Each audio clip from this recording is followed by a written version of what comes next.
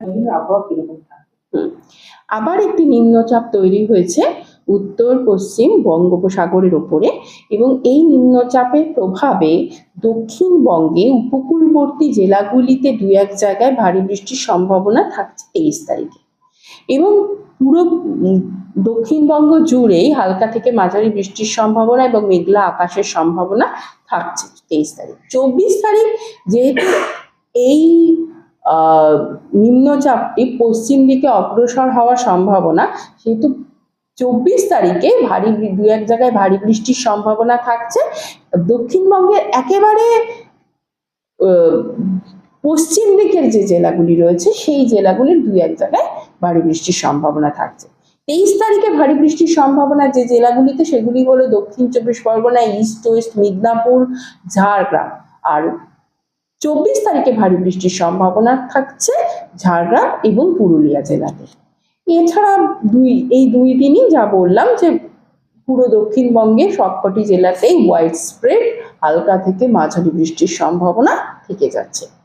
এর পরবর্তী দিনগুলিতে বৃষ্টির সম্ভাবনাটা একটু কমে আসছে দক্ষিণবঙ্গ ব্যাপী, কিন্তু হালকা থেকে মাঝারি বৃষ্টির সম্ভাবনা থেকেই যাচ্ছে।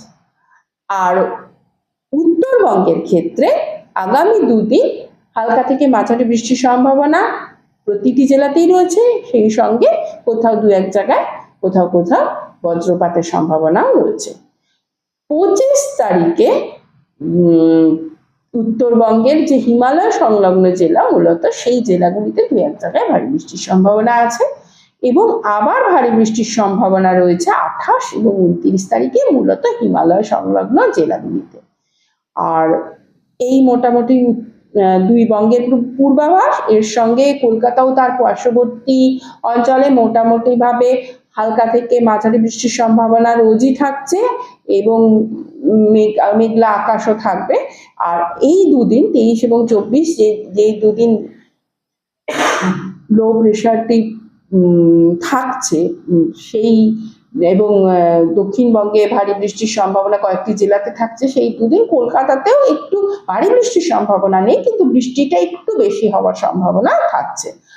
আর এই দুদিন 23 এবং 24 তারিখ মৎস্যজীবীদের জন্য নিষেধাজ্ঞা জারি করা হয়েছে, যেহেতু এই লো প্রেশারটি রয়েছে তার জন্য। এই ওয়েস্ট বেঙ্গল এবং উড়িষ্যার যে উপকূল এবং সেই সঙ্গে উত্তর বঙ্গোপসাগরে মৎস্যজীবীদেরকে যেতে নিষেধ করা হচ্ছে 23 এবং 24 তারিখ।